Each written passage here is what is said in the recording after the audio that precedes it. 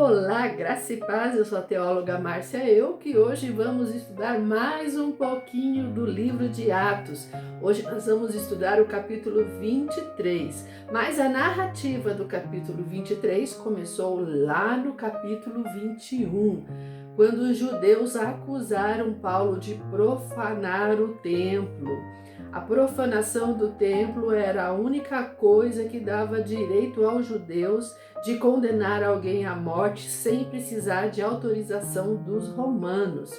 Então todo esse tumulto, toda essa situação começou lá no capítulo 21 e vem se desenrolando até agora aqui no capítulo 23, quando Paulo está diante do Sinédrio, que é o tribunal dos judeus.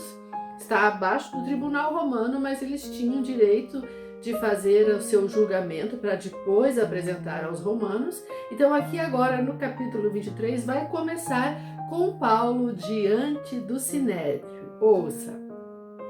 Paulo fixou os olhos no Sinédrio e disse: Meus irmãos, tenho vivido até o dia de hoje com a consciência limpa diante de Deus.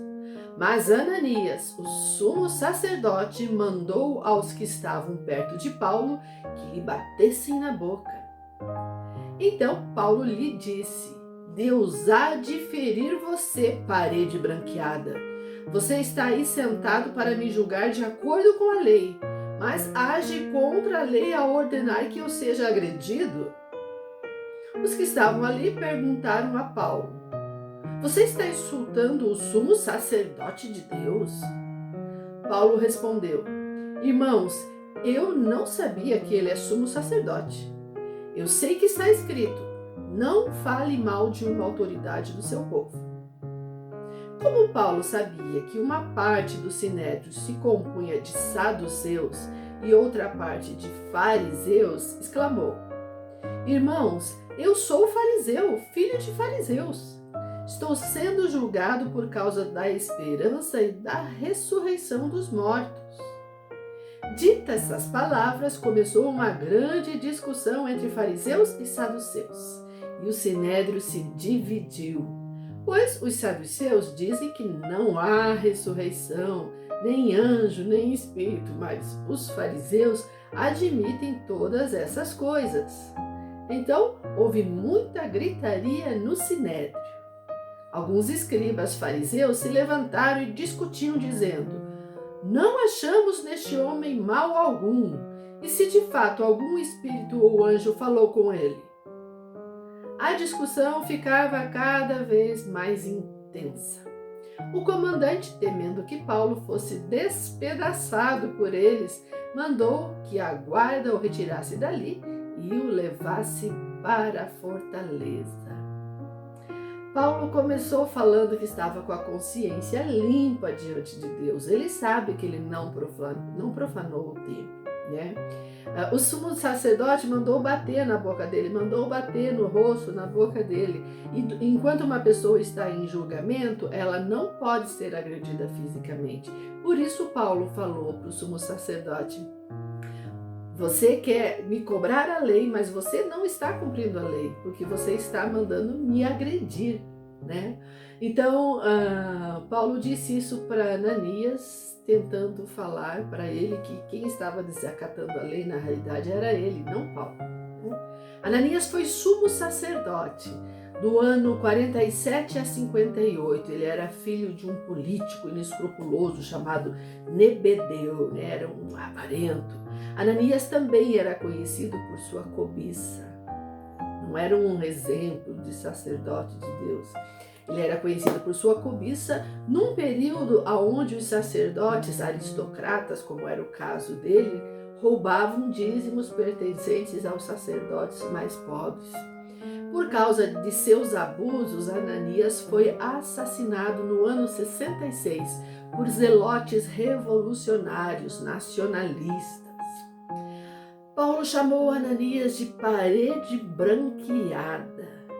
Refere-se ao hábito de passar cal em paredes emboloradas e sujas para dar uma aparência limpa, para dar uma aparência de coisa boa, de coisa purificada, mas na realidade era uma parede embolorada. Então, quando Paulo chama Ananias de parede branqueada, ele está falando que Ananias tem só uma aparência purificada, mas não é embolorado, impuro por dentro, né?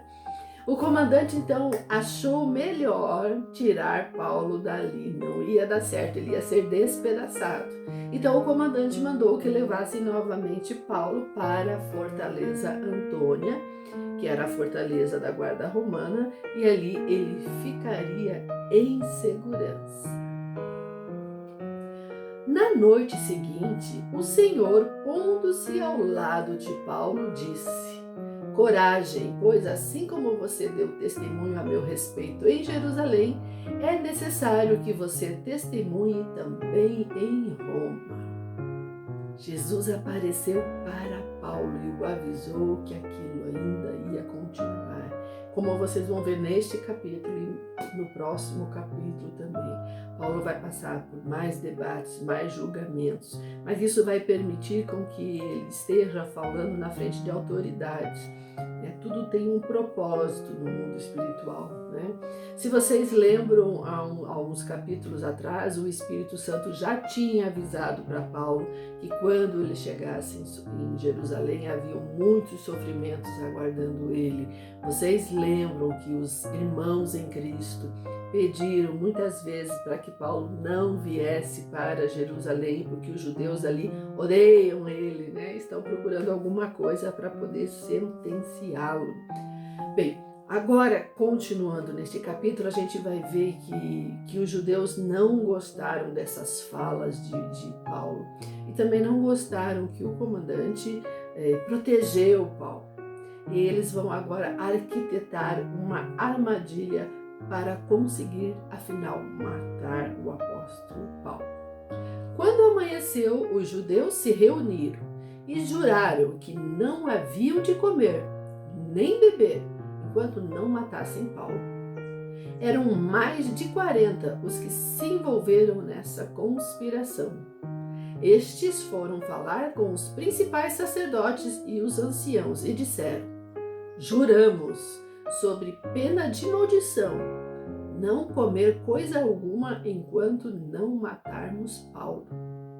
Por isso, agora, juntamente com o Sinédrio, mandem um recado ao comandante para que ele o apresente a vocês, sob o pretexto de que desejam investigar mais acuradamente o caso dele.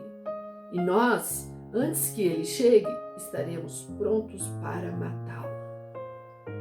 Mas o filho da irmã de Paulo, tendo ouvido a respeito da trama, entrou na fortaleza e contou tudo a Paulo.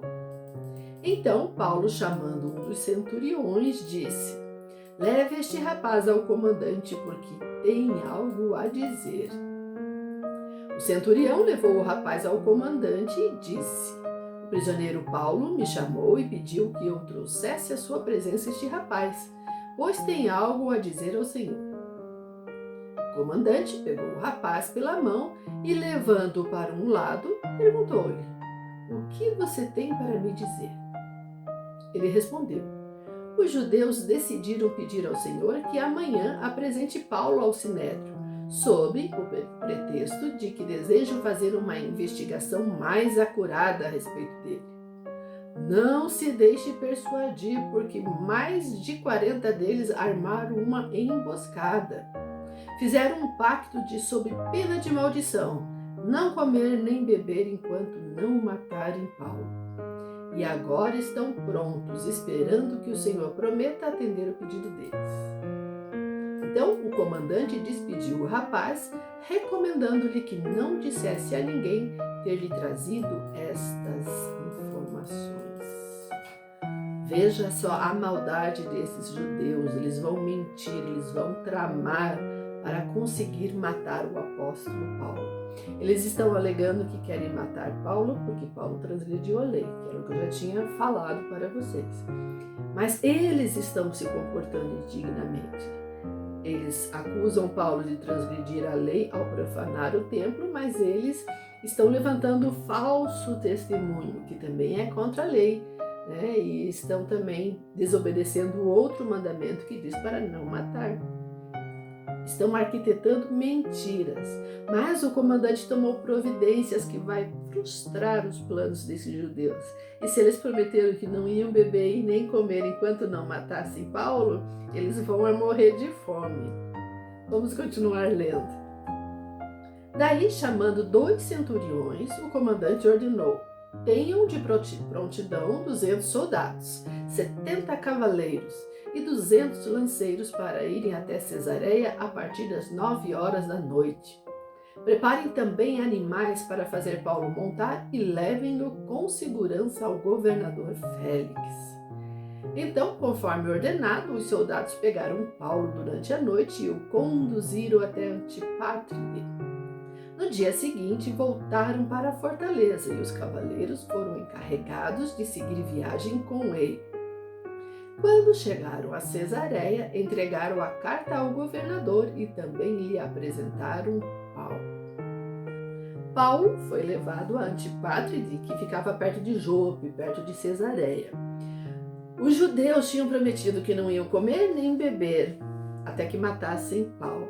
Eram mais de 40 judeus. No entanto, o comandante mandou 100 vezes mais soldados para guardar Paulo, mais de 400 soldados para manter Paulo em segurança. Então esses judeus vão passar fome e sede por muito tempo, porque não é agora que eles vão conseguir matar o apóstolo Paulo. E o comandante também mandou uma carta para o governador, né? O governador tinha autoridade para decidir a vida de Paulo. E o comandante então mandou uma carta ao governador, que naquele tempo era o Félix. Esse comandante, você vai ver na carta que o nome dele é Cláudio Lísias. E o governador é o Félix. Ouça a carta. O comandante escreveu uma carta para o governador dizendo: de Cláudio Lísias ao excelentíssimo governador Félix. Saudações. Este homem foi preso pelos judeus e estava prestes a ser morto por eles, quando eu, sobrevindo com a guarda, o livrei, por saber que ele era romano.